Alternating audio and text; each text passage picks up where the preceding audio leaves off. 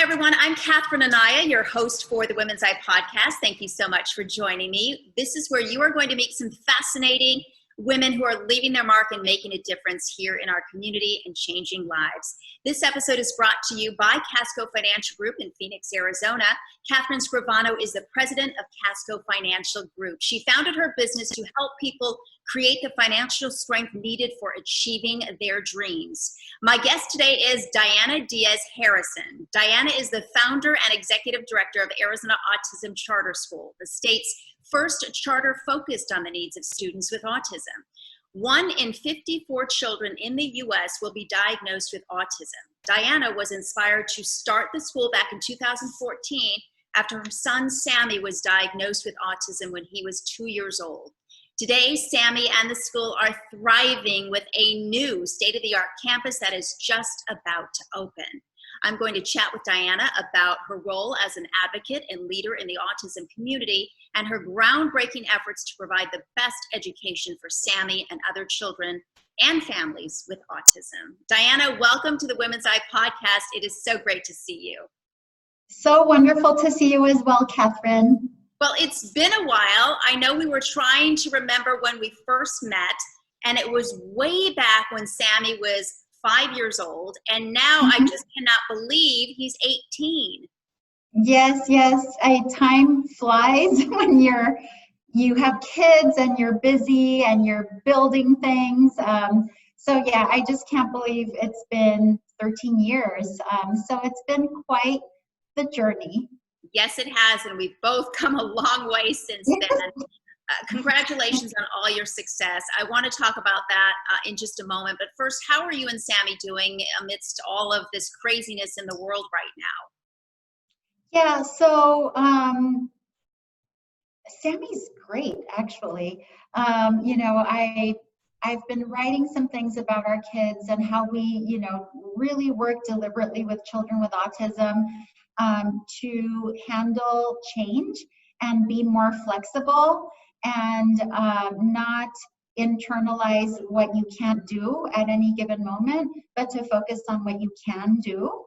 And so those were all great skills that we could implement in this era where everybody's world, got shaken and everybody had to regroup and redefine and reimagine. And so, Sammy really, we set up a new routine. It was stressful as a mom, because you count on school as a major support.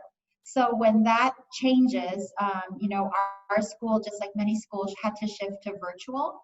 And so the supports and facilitations at home had to increase. But once all of that was in place, and we really, set up Sammy's routine with a visual schedule, and he knew what was coming day to day, he was very productive and, kind of followed his routine. I would say it was a lot harder for my typical daughter who, doesn't deliberate training on routines and schedules, and she's so wrapped up in her social world. And, I would say one of the advantages of being a person on the spectrum is that, they're less concerned about the social world and they're more concerned about understanding their routine. Mm-hmm. So in that way, Sammy just rolled with it. Being a parent that's trained on how to set up daily schedules and routines for my kid and how we, work with our students to do that as well, served us really well. So I would say in general, Sammy has adapted to the new normal, but now our school is reopening. So it's coming back to, what he was doing back before March when everything shut down. Well, I'm so happy to hear that he is continuing to do so well, and especially in light of, everybody's world being turned upside down and you as well. Talk to me a little bit before we get into the school itself. I mentioned 1 in 54 children in the U.S. is diagnosed with autism. What happens to them during a time like this? I know Sammy really thrived during this, but did you find that that was the case with all of the students, or did they encounter some specific challenges that maybe others are not aware of? I would say it's definitely harder on the families because depending on where the child falls on the spectrum, some of our kiddos are very impacted by their disability. So all of their daily activities need to be supervised and facilitated. So imagine if you're a mom and you have a high needs kid that you were relying on school to keep them appropriately engaged for 6 to 7 hours a day. All of a sudden you have to facilitate all that time, keeping them productive and busy and supervised. So for the families, it has been very, very challenging. Basically special needs families need to build their team at home that is, therapists and caretakers and even other family members, because it's kind of a 24-hour support situation. And so when school is out of the picture, it really became a challenge for families to fill that gap, because whereas a typical child might be able to work in their room on their virtual learning, our kids need more help and facilitation to do that. And then different schools did different things. A lot of schools really struggled with how to support special needs kids through school closure, and a lot of families didn't get a whole lot from their schools. And I'm talking about just the autism community in general. And so then, that was even harder. Our school shifted into gear right away and did home visits and delivered, packets and manipulatives, and engaged in virtual teaching pretty immediately. And we had 92% participation from our special needs families in our virtual program. And we did so well that now our school can do online learning as one of our programs indefinitely. We just got state approval to do that.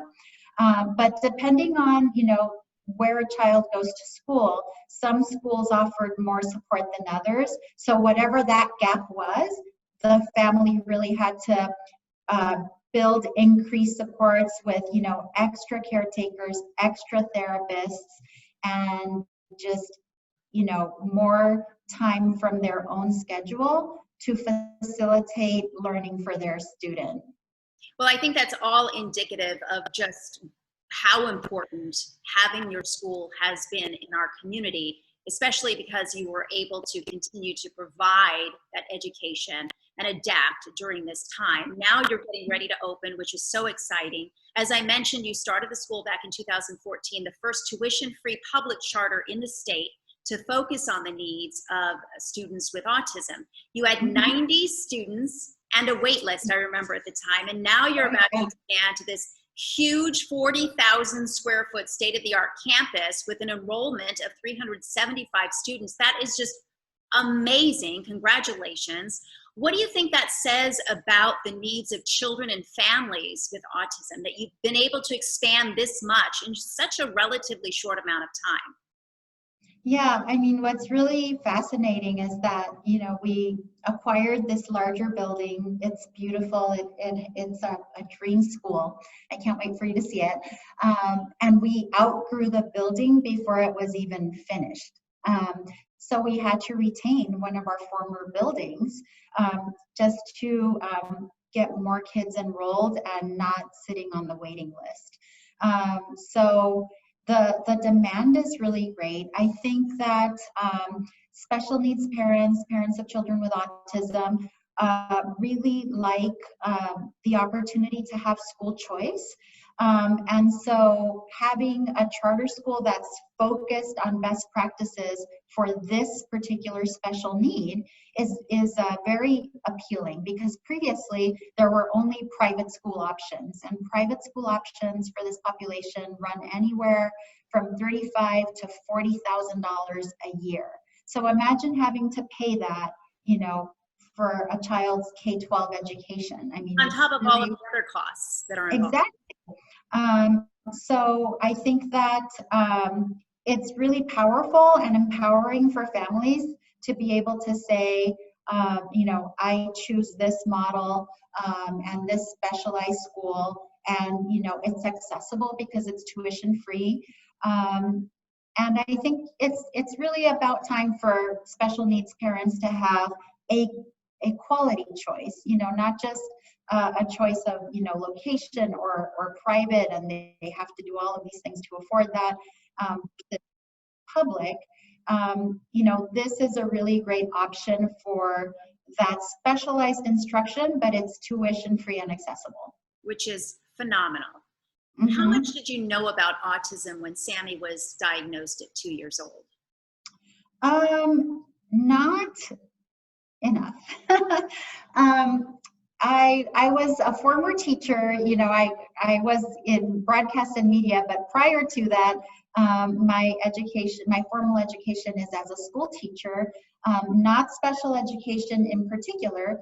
But I was well versed in different strategies for different types of special needs kids, but I was not an expert on autism at all. As we talked about previously, I immersed myself at the Southwest Autism Research and Resource Center at SARC, and I would say they still have the best parent training program in our market for parents of newly diagnosed children with autism. And so I quickly learned how it would need to be to get my child moving as quickly as possible on his learning journey. That there were particular science-based practices that are proven to work for children with autism, that are very, data-driven, that are very results-driven, and you see for yourself when your child starts to master things that they don't just acquire naturally like typical kids do. So I didn't know much, but I really made it my business to learn what I needed to learn so that my child wasn't just learning when he was with a therapist, because that's very limited time. I wanted to learn how I could teach him, how every moment would be a teaching and learning moment, how we could practice so that he could retain things. And so I spent a year very just kind of 24/7 immersed in that, and then post that period just in continual learning. And then when I got to a level of understanding, I ended up working at SARC and being a support for other parents who needed to learn the same thing. Well, and in the process, I know that you talked to me back then about how much you noticed a difference in how Sammy was communicating and socializing during that time that he was receiving that therapy, and you couldn't find a school that fit for him in terms of helping him to continue that method of education. And it was very daunting for you. I remember you saying, how difficult is it to advocate for a child with autism at the school district level? Because I know this was a bit of an education for you too. Oh yeah, absolutely. It was really challenging just because I had come from such a research-driven, high-level place, which was SARC, that prioritized, teaching children with autism. And was at the cutting edge of best practices. I mean, they're consistently researching practices there, and so going from that to an autism program at a district was very different. I think districts just have a long way to go in terms of being nimble enough to catch up with best practices and what we know works, and so they're more caught up in special education compliance And it's really not their fault. I mean, now that I know more about the education system, they're kind of, spending their time and their focus on things that are not what we know works for kids. It's kind of doing things that were in place 40 years ago. And so that was frustrating. I really tried to be a parent that to say, hey, this programming works best for Sammy, and here's the data, and here's how far he's come, and I don't want him to regress. That's just heartbreaking. But districts were slow to respond or non-responsive, or I was told flat out to my face at one point that wasn't their priority. So then I thought, I can keep fighting, but it's hard to force people to do what is not their priority. You know what I mean? I want Sammy to be at a place where these practices, where this particular population, where, children who have a similar condition as he does, where that's the priority. So I did find that in private schools, and I did, pay the high tuition for a few years. But then when I learned that other states have charter schools that made the specialized instruction more accessible, and then it could be a true sustainable choice for me and for other families, I thought, somebody in Arizona should really do this. And that's when the idea for the school happened. Well, that's what I really want to key in with you about, and that is that you're expressing probably a lot of frustration that a lot of parents in your situation have dealt with. What is it that made you decide, what, if this is going to happen, I'm going to be the one to make it happen? It has to be. Well, I did pitch the idea to a lot of very seasoned educators. Because, as you know, I transitioned my career. What brought me to Phoenix was I was in Spanish TV, which I had left education. So I thought, here in Phoenix, there's got to be, some seasoned educators who see this as an opportunity to create a charter school focused on kids with autism like they have in Florida and New York. But as much as I pitched the idea, everybody thought it was a good idea, but nobody would take the leap to actually do it. And it was because very seasoned educators knew that the world of special education is very, very litigious and compliance driven. And it's a hard world to navigate when you're seeking public funds to do this work. So there were no takers. I tried, and there were people, I always say, far more qualified than me to do it, but nobody was either naive or brave enough to do it. So that's where I said, yeah. What was that? You were relentless. You were not going to give up. No. And when I saw that, there's a very robust and thriving charter community here in Phoenix and Arizona, and the Charter Schools Association works with people who have ideas for niche schools or who are willing to develop a plan and, really do all the work. I latched onto that and I said, I may not know some of these pieces, but there are these programs for startup schools that may get me to where I need to be, to implement the school model that we want. So I was pretty relentless because I really, really needed a school, and I knew that so many other parents needed it as well.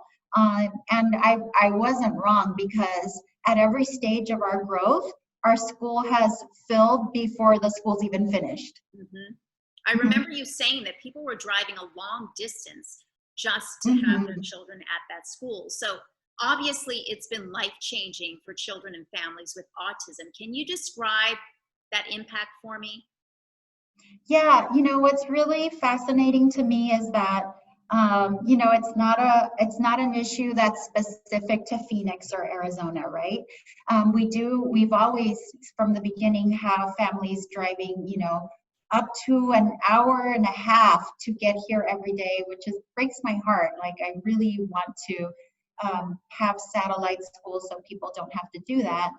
And they're willing to commute because they know that this is our only focus and that we're going to be working on best practices and we're going to deliver results. So, that's priceless to many people. We've had families who live, in rural areas in Yuma, where the mom will get an apartment here in Phoenix for 5 days a week and, travel back to Yuma to be with, the dad or the husband on the weekends. That's a reality. We have families moving from other states, to access the school because it was just too expensive for them to pay for private school wherever they were. Interestingly, we have more and more sibling families where we have 3 and 4 children on the spectrum. And some, the spectrum is very wide. So we have families where, 2 of the kids are kind of on the more impacted and severe nonverbal side. And then they have 2 kids that are verbal and high functioning and never found a school where they would all be serviced very well. And so we have parents driving with their 4 kids, 3 kids and 4 kids, to the school, and they're wonderful. We love our sibling families. And this year, we have multiple families who have relocated from Canada. And we even have a dad who moved here from France. So, that's amazing. Yeah. So it really tells me, that we are on the right path in offering this in a way that is not going to break a family financially. Because the worst thing about having a child with special needs is feeling like you can't afford, to do something that would help your child. That is the worst feeling ever. I at other times understand how that feels. So, if we can alleviate that is part of the work. Well, so clearly this school has made a significant impact in our community. You mentioned people coming from really all over the world to bring their kids to this school. So with that in mind, with that kind of need out there, are there any plans for you to expand beyond the state and maybe have the school in other parts of the country?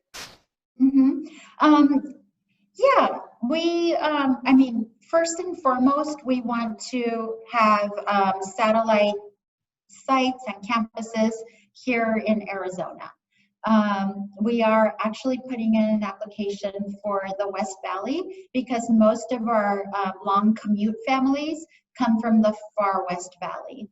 So, that is kind of the first on our radar. We needed to expand the school, the flagship school here in Phoenix, to accommodate the growing wait list, and we've accomplished that with our new site.